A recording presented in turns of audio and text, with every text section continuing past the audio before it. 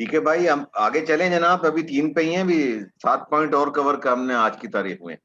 अच्छा, इससे पहले कि मैं प्रेजेंटेशन, ये बताइए अगली दफा 11 तारीख को हमने क्या करना है?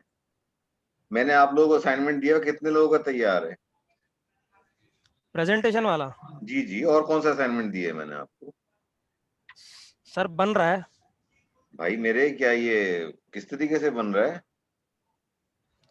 सर सिर्फ आपकी एक्स्ट्रा क्लास नहीं है, सबकी एक्स्ट्रा क्लास हो रही है। भाई सबने टारगेट मीट करना है ना। चलो अगली दफा फिर मैं आपको बता दूंगा क्या करना है, मैं सर प्रेजेंटेशन भेज दूंगा आपको, ठीक है?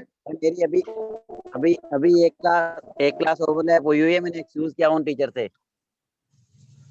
क्या मतलब 2 क्लासेस अटेंड कर रहे हो क्या एक वक्त में तुम? जी अभी पता नहीं, वो एक ओवरलैप हो गई थी, वही मेकअप क्लासेस है ना, तो मैंने उनसे एक्सक्यूज किया, मैंने कहा सर मुझे ये अटेंड कर लेने दें। अच्छा ठीक है। अभी ठीक मैं है, आपकी क्लास खत्म करूंगा सर, फिर एक और क्लास भी है मेरी। माशाल्लाह। तो इसलिए सर थोड़ा सा असाइनमेंट में थोड़ा सा टाइम दे दें काइंडली। मैं देखो, मुझे कोई इतराज नहीं है, अगर आप कहते हो मैं अभी यहाँ रोक देता हूँ, ये इसको मैं नेक्स्ट टाइम कर लूंगा। I have no problem. ये नहीं नहीं, अरे इसकी बात नहीं कर रहे, ये पढ़ा फिर दें आप। अच्छा, तो आप ये कह रहे हैं असाइनमेंट में टाइम दे दूं, तो अरे मतलब नेक्स्ट लेक्चर भी मेरा ही होगा, टाइम में आप थोड़ा सा लोग टाइम देते हैं नहीं। देखिए बात ये है ना कि 11 तक उन्होंने मुझे कहा, 8 मेरे तो 8 लेक्चर पूरे हो जाएंगे। उसके बाद मैंने ये प्लान किया था कि आपके दो यानी दो जो हमारे लेक्चर होंगे ना, 25 दिसंबर से पहले पहले हम आपकी प्रेजेंटेशन खत्म कर लेंगे। मुझे नहीं पता अगर मिड टर्म का टाइम आ जाता है, then we have to go for mid term. मेरे साथ प्रॉब्लम ये आ रही है कि अभी तक मेरी एलएमएस के अंदर प्रॉब्लम चल रही है, मैं ना कोई वीडियो ना आपकी हाजिरी, मैं कुछ भी नहीं कर पा रहा। मुझे प्रॉब्लम ये है कि मिड टर्म से पहले अगर मेरा मसला हल नहीं हुआ तो मैं आपका पेपर कैसे लूंगा। Anyway we will sort it out. चलें ठीक है, अगला लेक्चर भी मैंने ही तैयार करना है, मैं ही करूंगा, आप लोग तो कुछ करने को तैयार नहीं है। एनीवे ठीक है। अच्छा सर, एक चीज पूछनी है सो सर नाइस आपसे। ऑफ यू सर, ये सो अकबर नाइस। साहब बोलिए। ये एसपीटी पे प्रेजेंटेशन बनानी है या असाइनमेंट की तरह सर?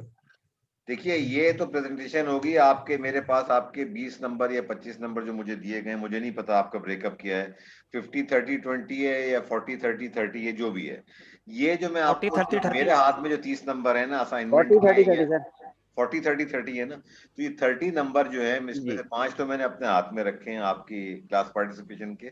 25 नंबर का मैंने ये असाइनमेंट कह लें, आपके जो क्लास में क्विज होते हैं 6, उनके बदले ये मैं आपको दे रहा हूँ।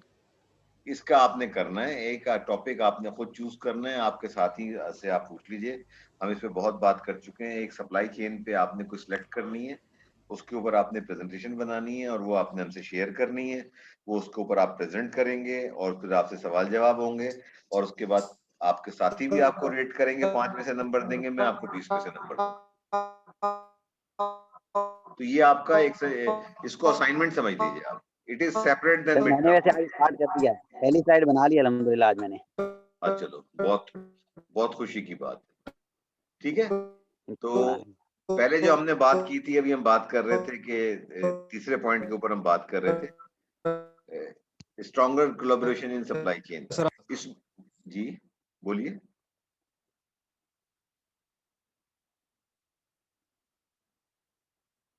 देखिए पहले जो था ना, 3 चीजों पे लड़ाई होती थी। प्राइस क्या है आपकी, प्रोडक्ट फीचर्स क्या है, ब्रांड रिकग्निशन क्या है। पिछली दफा भी मैंने बात की थी कि ब्रांड की रिकग्निशन बहुत इंपॉर्टेंट होती है, वो आपको आसानी कर देती है कि आपका ब्रांड बिकता है। लोग जो है बाय नेम उस चीज को आगे मांगते हैं, वो प्राइस को इग्नोर कर देते हैं। उसके ब्रांड के साथ प्रोडक्ट फीचर ऑटोमेटिकली कुछ सबकॉन्शियस में कस्टमर के होते हैं, वो आपके आके ऑर्डर करता है। लेकिन जब कोई नया आपका कंपटीटर आता है तो सबसे पहले वो टारगेट क्या करता है कि फीचर मोर और लेस वही होते हैं, वो प्राइस से आपको टारगेट करता है। तो आपकी कभी-कभी ब्रांड रिकॉग्निशन भी मार खा जाती है। जैसे कि मैं एक केस को बार-बार दोहरा रहा हूँ, मुख्तलिफ केसेस में नहीं जाना चाह रहा। जैसे मैंने जॉनसन एंड जॉनसन की और आपको टर्किश बेबी डायपर मैन्युफैक्चरर की मिसाल दी थी। ठीक है? ये हमने बेबी कैन चीज़, बेबी। जी, कैन बेबी की, जो हमने मिसाल दी थी। तो ये जो सारी चीज़ें, अच्छा फिर दूसरी बात है कि जो आपके सोफिस्टिकेटेड कस्टमर होते हैं ना, उनको आप स्पेशल सर्विसेज़ देते हैं। जिसकी मिसाल मैंने ये दी थी कि अगर आप इम्तियाज़ में चले जाएँ या आगाज़ तो ख़ैर नहीं करता, ना ईद में चले जाएँ या डॉल्मेन में चले जाएँ, हाइपर स्टार के अंदर, अगर आप 5,000 से ज्यादा की शॉपिंग करते हैं तो आपको एक फॉर्म भरवाते हैं, आपको एक कार्ड दे देते हैं, फिर आपको पॉइंट्स मिलते हैं क्रेडिट कार्ड के तरीके से और आप उनको रिडीम करा सकते हैं वहाँ पे। तो ये वैल्यू एडेड सर्विस है जो कस्टमर्स को दी जाती है, हर एक को नहीं दी सर अब जाती। महंगाई हो गई, इम्तियाज ने 25,000 रुपए कर दिया है वो फॉर्म अच्छा, पहले कार्ड तो इशू 5,000 करना। था, पहले 5,000 था। अब लॉयल्टी कार्ड 25,000 की शॉपिंग पे इशू होता है।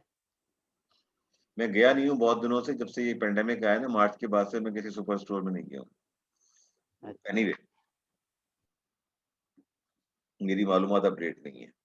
अच्छा, अब आ जाइए, चौथा पॉइंट क्या है कि आइंदा 10 सालों के अंदर सप्लाई चेन कितनी स्ट्रांग है। रेजिलिएंट कहते हैं कि जो किसी भी मुक्के को बर्दाश्त कर सके। जब कहते हैं ना कोई आदमी बड़ा रेजिलिएंट है, कितनी सख्ती परेशानियां है वो उसको बर्दाश्त करता है, उसको मुस्कुराता रहता है। इंसानों की खूबी भी होती है और ये चीजें जाहिर है कि आप सर्विसेज में भी ले जाते हैं अगर आपकी सप्लाई चेन रेजिलिएंट है।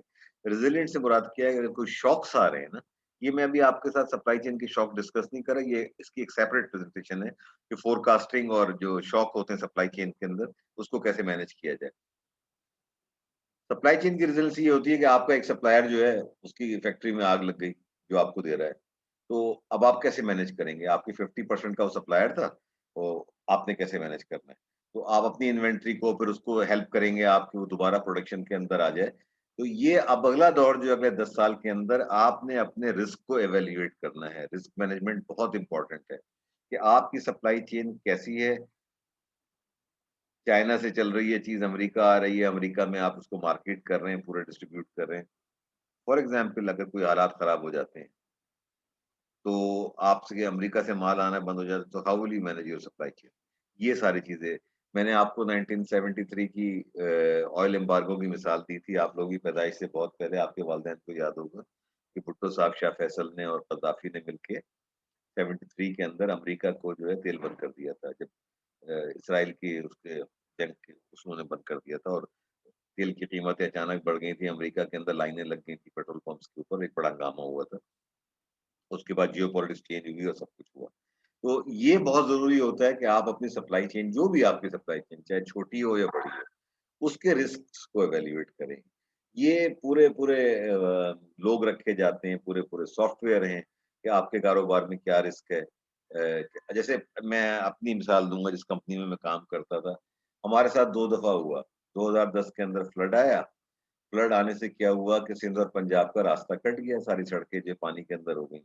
अब मेजॉरिटी ऑफ प्रोडक्ट जो है पंजाब के अंदर जो थी वो खत्म होनी शुरू हो गई, रास्ते खुल बंद थे। अब आपको समझ नहीं आ रहा कि रेल भी नहीं जा रही है, रोड भी नहीं जा रही, तो आप कैसे उस चीज़ को मेंटेन करेंगे? तो फिर कभी-कभी ऐसा होता है कि आप रिस्क को मैनेज करने के लिए कि ऐसी जगह माल पड़ा हुआ है जहाँ उसकी सेल नहीं, जिस जगह माल है उसको आप बैक फ्रेट करते हैं, खर्चा ज़्यादा करके। यानी मैंने आप पेशावर में माल मेरे पास पड़ा हुआ है, ज़रूरत मुझे लाहौर के अंदर है। कराची से मैं लाहौर भेज नहीं सकता, तो मैं पेशावर से वापस लेके आऊँगा ताकि मैं लाहौर की मार्केट को चला सकूँ। ये सारे रिस्क आप मुख्तलिफ सिनेरियोज़ क्रिएट करती हैं कंपनियाँ। रिस्क मैनेजर्स होते हैं कंपनी के अंदर। रिस्क 2 तरह के होते हैं ना कि एक तो ये कि खुदा ना खास्ता आपकी बिल्डिंग में आग लग गई, आपका सारा काम रुक गया, तो आप एक बैकअप रखते हैं कि जी कब जितना भी आपका डाटा होता है उसका बैकअप होता है, आप किसी और लोकेशन से ऑपरेट करना शुरू कर देते हैं। एक रिस्क ये होता है कि आपकी सप्लाई चेन ब्रेक हो गई है, तो सप्लाई चेन को आप, तो ये सारे सिनेरियोज़ बिल्डअप किए जाते हैं और इनको वक़्त के साथ-साथ इनको अपडेट करते रहते हैं। तो ये रिस्क मैनेजमेंट जो है अगले 10 सालों के अंदर और इसके ऊपर काम होगा और चीज़ें होंगी। ये आपकी कंपनी के फेलियर या का सक्सेस के लिए ये होगा। ठीक है ना? वो कहते हैं ना कि ज़िंदगी के अंदर जो है ना, आप कभी भी एक प्लान ए पे नहीं चल सकते। अगर एक प्लान ए नहीं होगा तो आपके पास प्लान बी होना चाहिए। प्लान बी नहीं चलेगा तो प्लान सी होना चाहिए। आपके पास अल्टरनेट्स आपको रखने पड़ते हैं। ये आप करियर के अंदर भी देखते हैं कि अगर एक बच्चा है, वो एफएससी के अंदर उसने फैसला कर लिया कि मैंने डॉक्टर बनना है।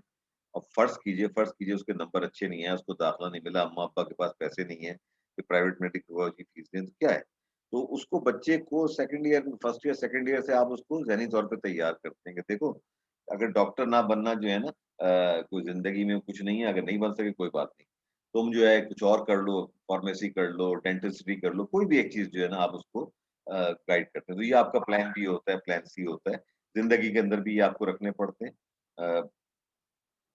रिलेशनशिप में ये होता है, आपकी एक खातून से बड़ी दोस्ती है, बहुत कुछ है, लेकिन अगर वो ताल्लुकात नहीं हुए, मामला आगे नहीं बढ़ा, आप एक नहीं हो सके, जैसे मेरा एक दोस्त है, उसका बड़ा शोरा आफाक कौल है, आप लोगों से मैं शेयर कर रहा हूँ। वो ये कहता है कि जो मोहब्बत में कामयाब हो जाता है ना, वो अंडे और डबल रोटी लेके आ रहा होता है। जो मोहब्बत में नाकाम हो जाता है, वो फिर अच्छी पोएट्री करता है, पोएट्री से उसको दिलचस्पी हो जाती है, पेंटिंग से दिलचस्पी हो जाती है। क्योंकि जो कामयाब आशिक होता है ना, उसका काम रह जाता है आलू, प्याज़, अंडे, डबल रोटी लेके आए।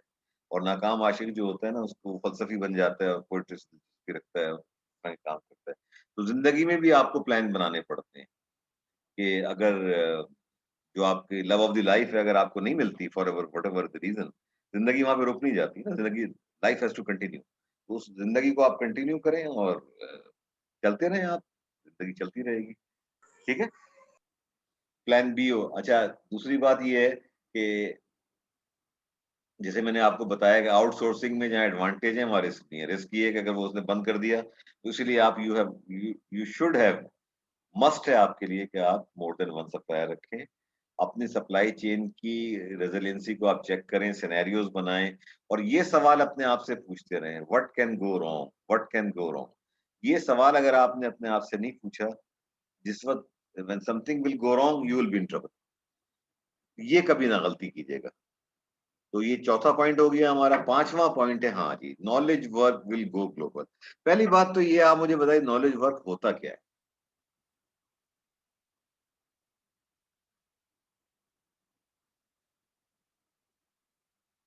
What is knowledge work? 1954 में एक अमेरिकन ऑथर था, बॉब कॉर्टेल नाम था उसका, उसकी किताबें एमबीए में पढ़ाई जाती हैं, कॉर्टेल की किताब बड़ी मशहूर है। उसने ये थ्योरी दी थी कि जी आइंदा सदी के अंदर, उसने 54 में फोरकास्ट किया था कि जब 21वीं सदी शुरू होगी, उस वक़्त सिर्फ वो कंपनियां सरवाइव करेंगी, वो मुल्क सरवाइव करेंगे कि जिनकी पॉपुलेशन नॉलेज वर्कर होगी। नॉलेज वर्कर कौन होता है? नॉलेज वर्कर वो होता है कि आपका सुपरवाइजर जिसको सारा कुछ पता हो, आपका आईटी के फील्ड का बंदा, आपका डॉक्टर, आपका डेंटिस्ट, आपकी नर्स, ये सारी जो कैटेगरीज हैं, ये नॉलेज वर्कर हैं। मैनुअल लेबर में जो इन्वॉल्व नहीं है। कहते जितनी पॉपुलेशन आपकी नॉलेज वर्कर होगी, उतना ही आपका मुल्क, उतनी ही आपकी कंपनी तरक्की होगी। तो अब भी ये बात कही जा रही है कि 2021 के मतलब के बाद ऑनवर्ड अगले 10 सालों के अंदर मुझ जैसे लोग ऑब्सोलीट हो जाएंगे, वी आर डायनासोर्स। मैंने खुद आपको ये बात कही है कि मेरे लिए क्लाउड को समझना, मेरे लिए आईओटी को समझना, ये मेरे लिए एक प्रॉब्लम है। जिस माहौल में मेरी तरबियत हुई है, जो कुछ मैंने पढ़ा है, सीखा, आप लोगों के साथ रह के मुझे भी मज़ीद सीखने का मौका मिल रहा है। लेकिन उसूली तौर पे मेरी तरबियत इस तरह नहीं हुई है। तो मुझे ये स्किल सेट इस उम्र में दोबारा सीखने पड़ रहे हैं। लेकिन जिनके पास, आप जैसे लोगों के पास, जिनके पास एनर्जी है, जिनके पास ये नॉलेज है, उनको बड़ी आसानी होगी आगे बढ़ने में। तो जितने जो वो कंपनीज़, वो मुल्क सर्वाइव करेंगे, आगे बढ़ेंगे, जिनकी वर्क फ़ोर्स जो है नॉलेज वर्क के अंदर ज़्यादा होगी। आपके यहाँ परसेंट देखें, मैं पाकिस्तान की मिसाल इसलिए नहीं देता कि जब आपका लिटरेसी रेट का मयार ही ये हो कि जो आदमी अखबार पढ़ सकता है, दस्तखत कर सकता है, वो लिटरेट है, तो उससे आप कंपेयर नहीं कर सकते फिर। दुनिया के अंदर जो है लिटरेसी का रेट कुछ और है। अब कभी-कभी ये पॉलिटिकल बहस हो जाती है कि इसी मुल्क में रहते हुए क्या वजह है कि गिलगित-बल्चिस्तान के अंदर लिटरेसी रेट जो है 90% प्लस है। कोई बच्चा आप जाएँ वहाँ पे, आपको मिनिमम जो है आपको मैट्रिक, इंटर, ग्रेजुएट हर आदमी आपको मिलता है। पुलिस वाला के जो कांस्टेबल है वो भी बीए पास होता है। उन्होंने मयार ये रखा है पुलिस कांस्टेबल भर्ती होने के लिए, because they give very good salary. 40,000 45,000 constable को वो देते हैं। तो ग्रेजुएट भी वहाँ जाने में शर्म महसूस नहीं करता और वहाँ पे रिश्वत का रेट भी बड़ा कम है बिकॉज़ ऑफ सर्टिफिकेट। लेकिन जब हम आके बाकी सूबों में देखते हैं, तो हमें एक प्रॉब्लम नज़र आती है कि छठी जमात पास का आपने मेयार रखा हुआ है कांस्टेबल का, तो फिर वो जो होगा वो वैसा ही होगा ना उसके पास। वो वही करेगा जो करता है वो। फिर एनालिटिकल स्किल्स जो है ना वो बड़ी कॉम्प्लेक्स हो जाएँगी।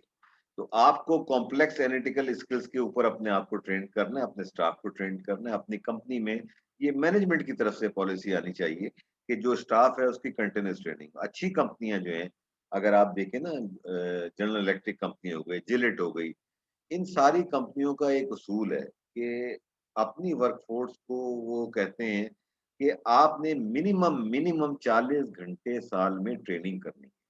और वो ट्रेनिंग उनको कंपनी अरेंज करके देती है, कंपनी के खर्चे पे वो ट्रेन करते हैं। ट्रेनिंग्स जो होती हैं 2 तरह की होती हैं, एक होती है सॉफ्ट स्किल की ट्रेनिंग। सॉफ्ट स्किल क्या है कि आपको प्रेजेंटेशन स्किल सिखाई जा रही है। सॉफ्ट स्किल क्या है कि आपको जो है कम्युनिकेशन स्किल सिखाई जा रही हैं, बिज़नेस कम्युनिकेशन सिखाया जा रहा है, ये सारी आपकी सॉफ्ट स्किल कहलाती हैं।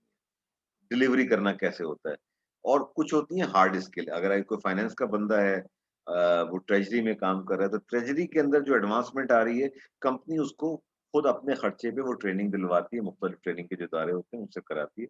तो जितनी आपकी एनालिटिकल स्किल बेहतर होंगी आपके एम्प्लॉयज की, वो आपके फ्यूचर में आपकी कंपनी के लिए काम आएंगे। एक डिबेट ये भी होती है कि जी हमने बंदा लिया, मैनेजमेंट ट्रेनिंग लिया, उस पर इन्वेस्ट किया, ट्रेन किया, 3 साल के बाद नौकरी छोड़ के चला गया। इसका काउंटर आर्गुमेंट मैं लोगों को ये देता हूँ कि भाई वो नौकरी छोड़ के चला गया, मुल्क से बाहर तो नहीं चला गया, मुल्क में काम कर रहा है, जो कुछ आपने सिखाया वो किसी और इदारे में काम कर रहा है, तो वो समझ लीजिए कि वो आपका एक सोशल कॉर्पोरेट रिस्पॉन्सिबिलिटी आपने कर दी, कॉर्पोरेट रिस्पॉन्सिबिलिटी कि एक ट्रेंड मैन पावर आपने पैदा कर दी है अपनी ट्रेनिंग से, अपनी इन्वेस्टमेंट से। वो आपके लिए काम नहीं कर रहा, किसी और के लिए काम कर रहा है, लेकिन है तो बहर मुल्क में ना, मुल्क के लिए वो काम कर रहा है। इसी के अंदर चौथा पॉइंट जो आएगा, तीसरा पॉइंट जो आएगा वो प्लानिंग आएगा कि जितनी आपकी प्लानिंग बेहतर होगी उतना ही अच्छा आप परफॉर्म करेंगे। अगर आपकी प्लानिंग नहीं है आप फेल हो जाएंगे। प्लानिंग के ऊपर और प्लानिंग के भी अब नए नए सॉफ्टवेयर आ रहे हैं कि आप कैसे प्लान करें, लेकिन वो मैं आज डिस्कस नहीं कर रहा क्योंकि मेरी अगली प्रेजेंटेशन में फिर ये सारी चीजें आएंगी प्लानिंग के ऊपर। ठीक है ना, प्रोक्योरमेंट प्रोसेसिंग है, इसको आपने एडवांस करना है कि आपकी प्रोक्योरमेंट जो है वो ऐसी होनी चाहिए कि टाइमली आपकी डिलीवरी हो और आपकी ट्रांसपोर्ट ऐसी होनी चाहिए कि फिनिश प्रोडक्ट टाइमली आपके जो सेल पॉइंट है, पॉइंट ऑफ सेल है, उसके ऊपर वो पहुंची हुई हो, कभी ऐसा ना हो कि ड्राई आउट। ठीक, तो शागिल कुछ कह रहे हैं? नहीं सर, वो डिस्कनेक्ट बार बार हो रहा था तो अभी वापस से कनेक्ट किया तो ऑडियो क्लियरिंग ऑन हो गई। चलें, शागिल मेरे पास वीडियो पब्लिक आ रही है, आपके पास पता नहीं कैसे प्राइवेट आ रही है, देख लीजिएगा। अगर कोई प्रॉब्लम हो तो मुझे बता दीजिएगा, मैं आपको अलग से नहीं सर, भेज वो दूंगा। प्राइवेट है। नहीं नहीं सर, अब प्राइवेट है, ओ सॉरी पब्लिक है, लेकिन उनमें से एक वीडियो मुझे डिलीट आ रही है, मैं उसको रिमार्क करके मैं आपको भेज देता हूँ। अच्छा भेज दीजिए जो डिलीट में आ रही, मैंने तो कोई डिलीट की नहीं है आज। एनीवे, तो प्रोक्योरमेंट हो गया। अच्छा, अब आउटसोर्सिंग की वजह से ना, तो आपको ऐसे सप्लायर सेलेक्ट करने, ऐसे मुल्क सेलेक्ट करने कि जिनके जो नॉलेजेबल हो। अगर आप मिसाल के तौर पे आप गारमेंट्स को ही ले लीजिए, गारमेंट के अंदर इस वक्त बांग्लादेश जो है दुनिया की टॉप कंपनीज जो है ना गारमेंट बनाने वाले, जिनकी एक एक कंपनी एक एक शर्ट जो $200 $300 की बिकती है, चाइना से ज्यादा बांग्लादेश पॉपुलर हो गया है। They prefer to get their shirts manufactured, raw material वो खुद प्रोवाइड करते हैं, कपड़ा डिजाइन वो खुद प्रोवाइड करते हैं, लेकिन वो सिर्फ मैन्युफैक्चर करके उनको दे रहे होते हैं और उसके मैन्युफैक्चरिंग के पैसे ले रहे होते हैं। उनकी एक्सपोर्ट्स जो है इसकी वजह से बहुत ज्यादा बढ़ रही हैं। तो जिस जगह आप काम लेके जाएं वो उनके पास भी नॉलेज वर्कर होने चाहिए। और इन चीजों की वजह से अब जो आईटी की जो हमने पहले बात की थी कि कंपनी हेड ऑफिस में बैठ के अपने तमाम सप्लायर्स को मॉनिटर कर लेती है, परफॉर्मेंस देख लेती है, अगर कोई प्रॉब्लम आती है तो अल्टरनेट ढूंढती है और काम करती है। तो this is how the things will be in the next 10 years। अब आ जाइए सर्कुलर सप्लाई चेन। मैंने आपको लीनियर का कॉन्सेप्ट दे दिया, मैंने आपको वर्टिकल का कॉन्सेप्ट दे दिया, ठीक है ना। सर्कुलर सप्लाई चेन क्या है? सर्कुलर सप्लाई चेन में मैंने आपको बताया था ना कि एक कॉन्सेप्ट है क्रेडिल टू ग्रेव का, कि आपने एक लुब्रिकेंट ऑयल बनाया, आपने उसको बेच दिया, अब वो डब्बा जो है वो एनवायरमेंटल हैजर्ड है, ठीक है। तो अब आपकी कंपनी की, मैन्युफैक्चरर की, बेचने वाले की जिम्मेदारी है कि वो उसको वापस ले। तो कस्टमर तेल डलवाने के बाद वो डब्बा आपको देके चला जाएगा, यानी जो आपका पॉइंट ऑफ सेल होगा वहां दे देगा, आप उसको दोबारा as a raw material use कर सकते हैं। तो सर्कुलर सप्लाई चेन का कॉन्सेप्ट ये है कि ये पहले जो था सिर्फ रॉ मटेरियल के ऊपर अप्लाई होता था, अब ये होता है, इसको रिवर्स लॉजिस्टिक कहते हैं। यानी आपने एक गाड़ी निकाली यहाँ से कि जी लुब्रिकेंट लेके जाओ फलानी फलानी जगह, फलानी जगह, अब गाड़ी जाएगी तो वापस खाली आएगी ना वो ड्रॉप करने के बाद। तो आप क्या करते हैं, इस तरीके से प्लान करते हैं कि जितनी भी ऐसी प्रोडक्ट जो कि रिटर्न हो रही हैं, जो कि आपकी अखलाकी जिम्मेदारी है कंपनी की, मोरल रिस्पॉन्सिबिलिटी है, वो उन पॉइंट्स के ऊपर जमा करवा लेते हैं। तो वो जो प्रोडक्ट है, बजाय इसके उसको आप अलग गाड़ी में लेके आए, ये गाड़ी जो खाली गई है वो उसको भर के ले आती है और आपके पास आ जाती है, और आप उसको डब्बे को धो धुला के रीप्रोसेस करके क्रश कर लेते हैं और उसको मिक्स करके और दोबारा डब्बा बनाने के लिए आप उसको, तो इससे क्या होता है कि वैल्यू हो जाती है कि आपने डब्बा भी खरीद लिया, डब्बा तो आपको मुफ्त में देके गया ना, वो उसने कोई पैसे तो नहीं लिए ना आपसे, कस्टमर ने आपसे लिया, डब्बे के पैसे शामिल थे, उसने डब्बा मुफ्त में वापस किया। आपने उस डब्बे को, गाड़ी गई थी खाली वापस आनी थी, आपने उस डब्बे को वापस मंगा लिया, उसको आपने क्लीन किया और दोबारा उसको क्रश करके दाना बनाया, दाना बना के जो अ, मतलब वर्जिन दाना है उसके साथ मिला के और आपने नया डब्बा बना लिया। तो ये आपकी वैल्यू एडिशन हो गई, आपके पैसे भी बच गए, लॉजिस्टिक जो खाली तो आना था ना उसने ट्रक उठा के। अब आपको पता है कि बहुत सारी कंपनियां जो है ना, जो गाड़ियां इधर से उधर मैनेज करती हैं, आपको पता है एक गाड़ी में 32 टायर भी लगते हैं, 36 टायर भी लगते हैं। तो जब गाड़ी जा रही होती है उसके ऊपर 40 टन का लोड होता है, 36 के 36 टायर नीचे होते हैं, जमीन के ऊपर होते हैं, रोड के ऊपर होते हैं। अगर गाड़ी खाली आ रही है, उसका लोड कम है, there are systems in vehicles now, trucks के अंदर, टेक्नोलॉजीज के अंदर एक सिस्टम किया जाता है कि वो कैलकुलेट करते हैं कि लोड कितना है, तो वो कहते हैं कि 32 टायर की या 36 की हमें जरूरत नहीं है, हम 20 पे भी जा सकते हैं। तो 16 टायर जमीन से ऊपर उठ जाते हैं, वो जमीन को टच नहीं करते। तो 20 टायर के ऊपर गाड़ी वापस आ रही होती है, उसका लोड कम होता है, तो आपके 16 टायर का वेयर एंड टियर आप इस तरीके से बचा रहे होते हैं। अब आपकी रिप्लेसमेंट जो होगी ना, टायरों की अलग अलग होगी, एक की होगी आपकी, फर्ज करें आप 20,000 किलोमीटर के बाद बदलते हैं, तो कुछ टायर आपके 20,000 चलेंगे, जो कि 20 के ऊपर पूरा लोड होगा, जाने वक्त भी आते वक्त भी। लेकिन जो वापसी में 12 टायर जो कि ऊपर हो गए, उनको आप जो है ना, वो तो उनके जो रनिंग 10,000 किलोमीटर होगी, तो उनको आप जब उनकी रनिंग 20,000 किलोमीटर होगी उसके बाद रिप्लेस करेंगे। तो ये छोटी छोटी चीजें होती हैं जिससे आप अपनी एडमिनिस्ट्रेशन कॉस्ट, ट्रांसपोर्टेशन कॉस्ट को कम करते हैं, सोचते हैं कि हम किस तरीके से करें, गाड़ी की प्रॉपर सर्विस करवाना, ये सारी चीजें, this is all part of circular supply chain, right. अब आ जाइए वियरेबल डिवाइसेस, ये बड़ा खतरनाक टॉपिक है, ठीक है। इसके ऊपर बड़ी डिबेट है दुनिया के अंदर। कुछ लोग कहते हैं कि ये आप लोगों को गुलाम बना रहे हैं। पहले जो गुलामी का कॉन्सेप्ट था ना, कि आपने एक बंदे को खरीद लिया और आप उसको रोटी कपड़ा दे रहे हैं, खाना दे रहे हैं, और उसके बाद उसकी जो सर्विसेज आपने खरीद, उसकी शादी भी आपकी जिम्मेदारी होती है, वो सब, उसके बच्चे भी आपकी मिल्कियत होते हैं। वियरेबल डिवाइसेस के लिए दुनिया में दो कॉन्सेप्ट हैं। एक वो, उसका नाम था एडवर्ड स्नोडन, जिसने लीक की थी ना वो नासा की चीजें और दूसरी चीजें, रशिया में बैठा हुआ है, उस पर फिल्म भी बनी है। ये क्या होता है कि अब जैसे आई वॉच है, आई वॉच है ना, आई वॉच के अंदर उन्होंने सर्टेन फीचर्स दे दिए हैं। सर्टेन फीचर्स क्या है कि उसके अंदर एक हार्ट बीट का फंक्शन है कि आप, जी सर आपकी स्क्रीन मतलब चली गई है, जो स्क्रीन शेयरिंग है ना वो नजर नहीं आ रही है। कैसे हो सकता है यार, ये तो मेरे पास आ रहा भाई है। किसी को आ रही है स्क्रीन, स्क्रीन नजर आ रही है? जी जी मुझे नजर सर आ रही है। हमारे पास आ रही है भैया, हम मुझे नहीं आ रही। शाकिल, आपका कुछ कनेक्शन में मुझे मसला लग रहा है। सर मैं मोहम्मद बिलाल हूँ। अच्छा बिलाल, सॉरी। आप पहले, शाकिल का भी मैसेज आया था मेरे पास, यहाँ तो सबको नजर आ रही है। खैर चलें ये ठीक है प्रेजेंटेशन फिर। में जी भेज चुका हूँ पहले, आपको मिल चुकी है ये। चलें ठीक है। तो मैंने आपको मिसाल दे रहा था आई वॉच की ना, आई वॉच के अंदर उन्होंने 15-20 फीचर दिए हैं। एक आपको वॉक का फीचर दे दिया कि आप जब वॉक कर रहे हैं ना, तो आपको बताएगा कि आपने कितनी वॉक की, आपकी स्पीड कितनी थी, कितने मील आपने कवर किए, कितने टाइम में किए, आपकी जो एज है, आपका जो वेट है, उसके हिसाब से आपको कितनी वॉक करनी चाहिए वो बता देगा। दूसरे वो आपकी हार्ट बीट को बताता है। आप जब चाहे खोल के देख लें, बता देगा लास्ट 1 मिनट पहले आपकी जो है ये हार्ट बीट थी। तो ये तो एक अच्छी चीज है ना आपके हेल्थ के पॉइंट ऑफ व्यू से।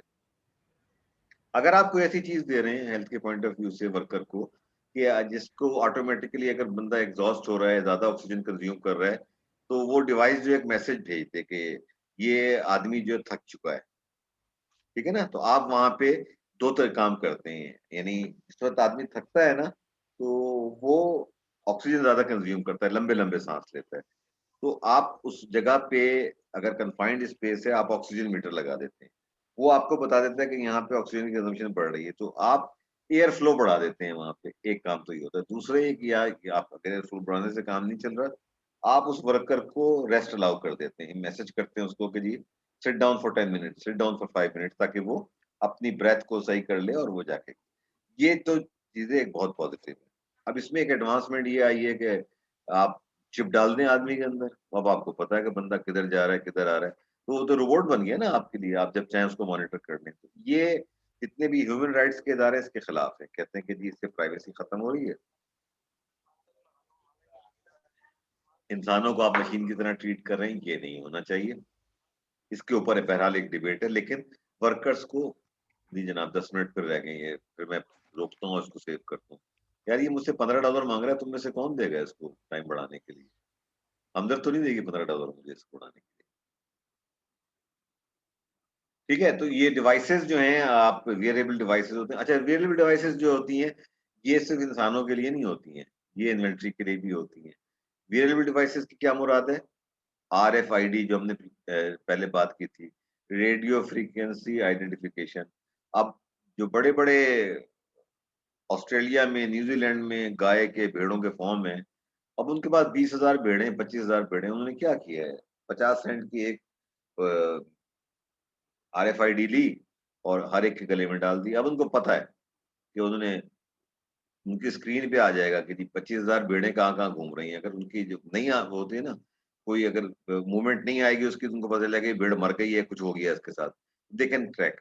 और जैसे मैंने आपको बताया था कि अफ्रीका के अंदर इसको, जितने भी इनके वाइल्ड लाइफ के पार्क्स हैं, वो इसको बहुत ज्यादा यूज कर रहे हैं to monitor the indigenous species. ठीक है, ये चीजें चलती हैं। वर्कफोर्स को जो डिवाइस बनाने के दो मकसद हैं, जैसे पहले बात हुई है कि एक तो उनकी हेल्थ को मॉनिटर करना, दूसरे उनकी इफिशिएंसी को भी मॉनिटर करना, कि एक आदमी अगर 10 मिनट बैठा हुआ है ना, काम चोरी कर रहा है, आपको वो भी पता चल जाएगा। और लेकिन अगर आप प्रोडक्ट के ऊपर कर रहे हैं, तो इन्वेंट्री कंट्रोल की, जैसे हमने पहले बात की कि उसके ऊपर एक बारकोड एक लगा हुआ है, वो जाएगा, रोबोट जाएगा, ऑटोमेटिकली उसे रीड करेगा, रीड करके वो कर देगा।